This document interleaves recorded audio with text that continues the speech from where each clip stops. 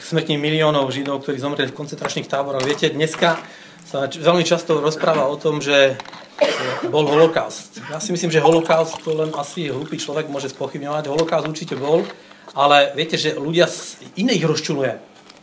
Že my stále hovoríme o holokauste a všade sa spomínajú iba ľudia, ktorí boli židovskej národnosti, ktorí zomreli v týchto koncentračných táboroch.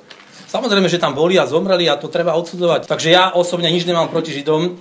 Čo sa týka tých názorov, že v ľudovej strane aké sú, no ja som sa zúčastnil viacero takých stretnutí ľudovej strany Naše Slovensko, kde už sa otvorene hovorilo o tom, že ľudia, ktorí majú na profiloch na Facebookoch nejaké hanlivé vyjadrenia na adresou či už Židov, alebo ja neviem, Rómov, alebo hocikoho iného. Viete, však to sa nepatrí a to škodí aj strane a oni sami to priznávajú. Tomu sami hovoria o tom, že oni fašizmus nikdy nepodporovali. Ja som tiež fašizmus nikdy nepodporoval. Celý život som prenasledovaný, viete, vyhadzovali ma z práce už niekoľkokrát. Musím sa súdnou cestou domáhať svojich práv. Doma sme chovali tisíce zajacov, nezabil som ani jedného sliepky, ani jednu som nezabil. Ja neviem teda, akože v čom by som bol ten fašista. Chcela by som sa opýtať pána člena, viackrát ste spomenuli, že jednoznačne odsudzujete diskrimináciu na základe rasy.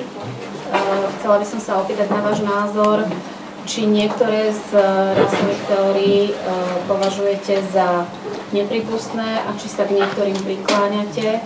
A v podstate potom podľa tej odpovede by som položila ešte poslednú otázku, ak mi to bude umožnené. Pýtate sa na nejaké rasové teórie, ideológie, alebo ako to myslíte? Neviem, nerozumiem otázke. Skúste mi priblížiť otázku, neviem, na čo mám odpovedať. Skúste mi povedať vy teraz ten váš postoj, aj keď ste nerozumeli možno tej otázke. Ja som povedala, že či existuje niekoľko, pani poslankyňa, ja som to povedala, myslím celkom jasne.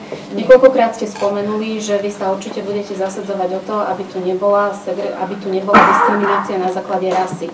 Pýtam sa, aký je váš postoj k jednotlivým alebo k rôznym tým rasovým teóriám a či máte niektorú, ku ktorej sa prikláňate. A potom ďakujem za zhovievavosť, by som ešte rada potom položila jednu doplňujúcu otázku. Dajte ju teraz, to budeme no, čo sa týka nejakej rasovej otázky, akože ja patrím k bielej rase, no a neviem, ja svoju rasu milujem, ja som rád biely, nechcem byť čierny, ani hnedý, ani kakalový, alebo ja neviem aký. Neviem, ako mám na to odpovedať, proste ja neviem. Teraz s dovolením len doplním, pre mňa je to dostatočné, pretože vy sa hlásite na tento úrad verejného ochrancu práv a nepoznáte ani medzinárodný dohovor o odstránení všetkých foriem rasovej diskriminácie OSN a takisto ani ako Európska únia odmieta teórie, ktoré sa pokúšajú určiť existenciu rozdielných rás ľudí. Práve ste sa k jednej z nich prihlásili.